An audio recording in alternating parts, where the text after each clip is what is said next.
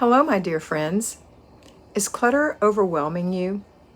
Is your home so full of clutter that you can't think straight? What to do?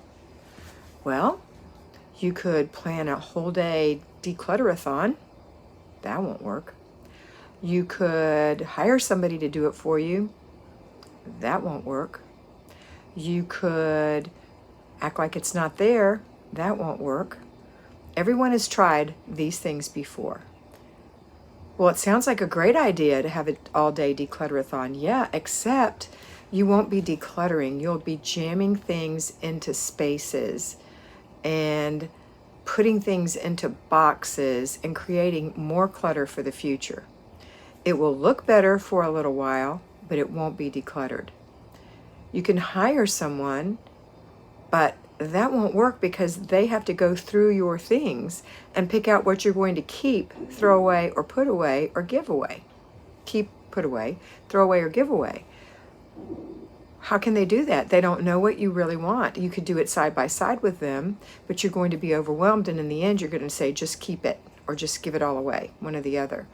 So to really be mindful of what you're doing, it takes little bites. The final thing was to act like it's not there. Well, how's that been working for you? Because that's what most of you do. You just act like it's not there. Just shove it under something, put something over it, put it beside something. So let's stop that stuff and start becoming less overwhelmed and more at peace. Because in the long run, that's what I want you to have. Control in your home, peace in your life, and learning to love yourself. That's what the FlyLady system's about.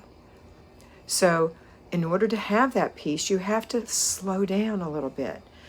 Don't be so overwhelmed yourself that you can't take the time to do the job that needs to be done. Always remember that when you are decluttering, that it's not about cleaning. It's about streamlining your home so that you and your family can live happily in that space, enjoy that space, find the things you need, love, and use, and not have to worry about storing things you don't need, love, or use. It's about doing a little and impacting things a lot. So what I'd like you to do is our 3-layer cake. That's what I call it. The first layer is routines. If you don't have routines, you don't have anything. You need a routine. A routine will make you do the same thing over and over and over and over.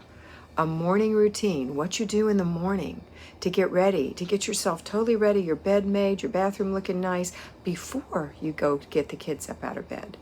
And then they have to have a little routine. Routine creates a sense of calm in the family, especially with children. They love routines, but adults love and need routines as well.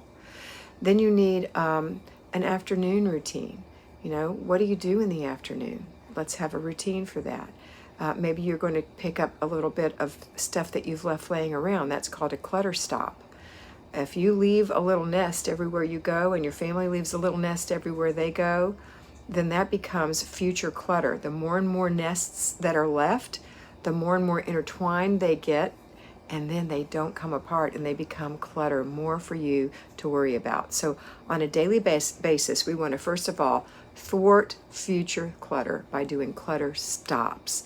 And that means that you just walk around your house looking at today's messes, not yesterday's messes, well maybe yesterday's, but not the big clutter that you've already accumulated, just the today's. Yesterday's maybe. Look and get those things and put the dishes in the dishwasher, in the sink, put the shoes where they go in the closet or by the door, wherever you're putting it. Put your throw on the back of the couch again. Fix your pillows, your throw pillows. In your room, hang your clothes up, make your bed. Just those little things are going to keep your house from getting worse. Keep your dishes up. Keep your laundry up. If your dishes are up to here, if your laundry is up to here, you have Mount Washmore, then you're going to have to take some time to get that thing done. Those are the only two things besides paying bills that you ever need to catch up on. So if you have Mount Washmore, laundry up to here, my suggestion for you is that you separate all that laundry into piles the way you want to wash your clothes. Everyone has their own way. I prefer color piles. So I have mediums. This would be a medium. I wash my jeans in my mediums.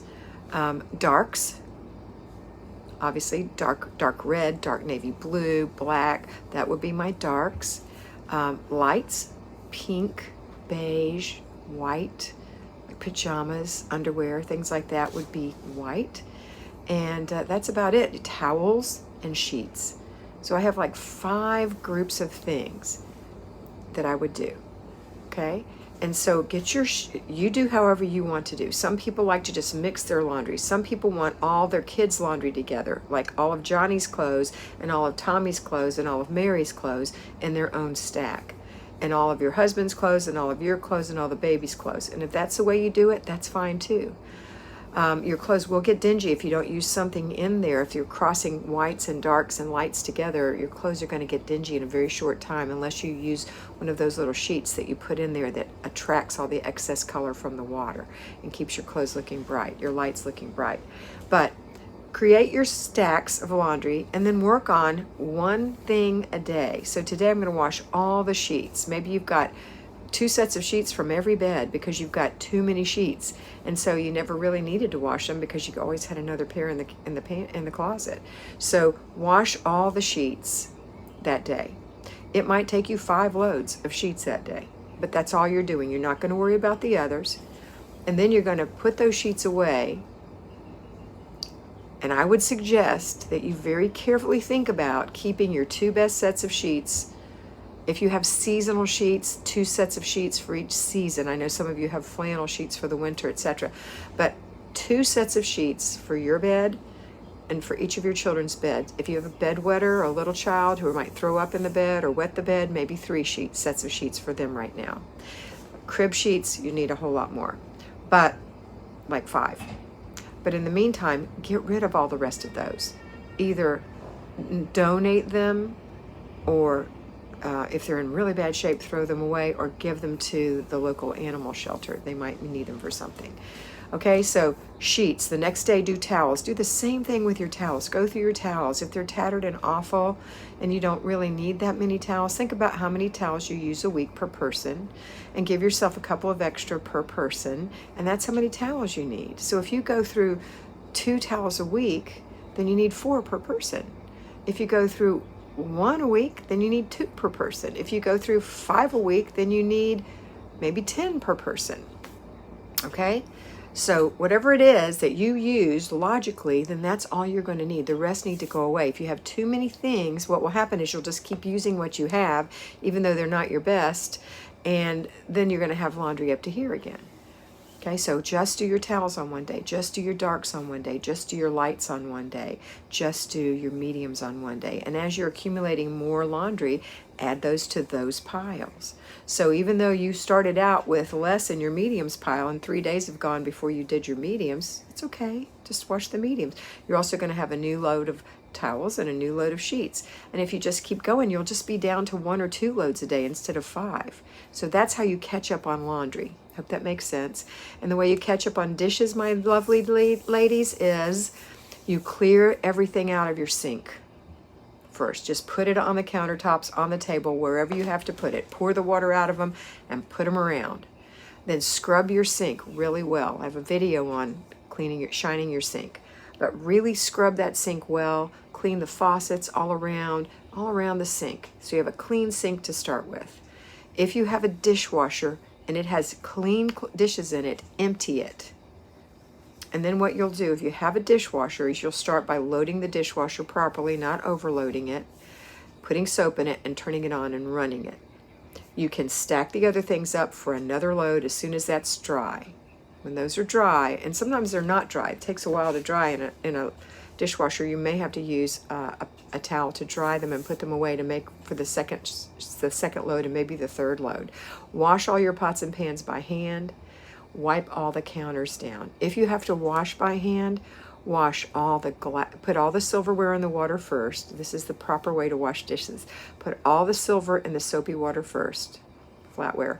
Wash, just let them soak. While they're soaking, wash all the glassware. If you're not going to have a lot of room, make sure you clear off one of the areas that you want to put your clean glasses, dishes, plates, and things, and start stacking them on towels, clean towels laid out in there. You might even use a beach towel, doesn't matter. Just need a place for those things to drain because you're going to have so many the first time. But you want to wash glassware first, followed by plasticware, because the grease will get on there, so you want to get that cleaned second. Then you do your dishes, all of your dishes, your saucers, your cups, and finally your pots and your pans. And so glassware would also mean glass cookware.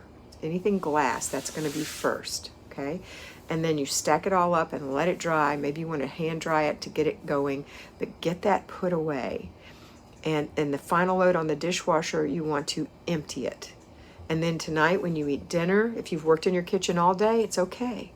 If you're doing the dishwasher ordeal, you can leave for a bit and come back and work some more.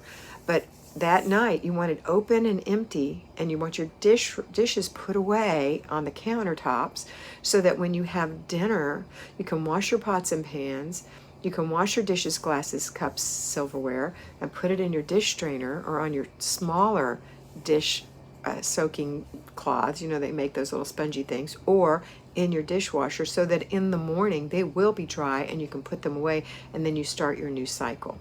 So those are the only two things you catch up on besides bills. You have to pay your bills. Okay.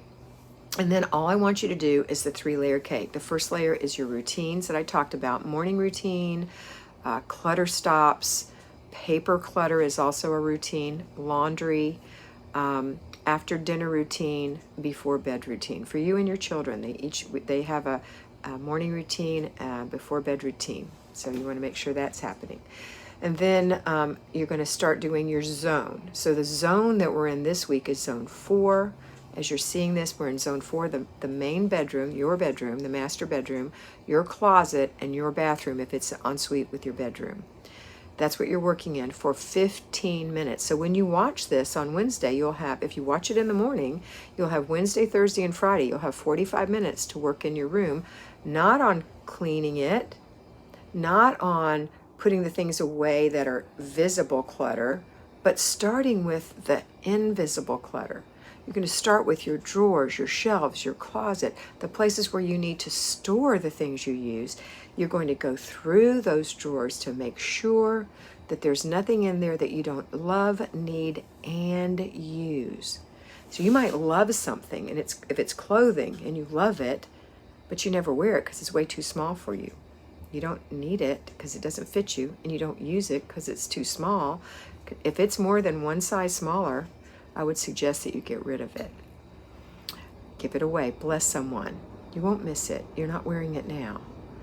If you think you like it, but you just don't wear it, try it. Wear it for a day. I always say hang your clothes backwards. Wear all your normal clothes, and then the ones at the end of the month that are still hanging in there backwards on the rail, instead of this, if this is the door this way, they're hanging this way. Then you have to say, okay, every day I'm going to wear one of those items. And if it's uncomfortable, if it rides up, it has something scratchy, if it cuts under the arms, if it just doesn't look right, if it keeps unbuttoning at the bus line, whatever it is that made you not want to choose it in the first place is probably the reason you'll discover when you wear it again. And then you can say, this isn't for me.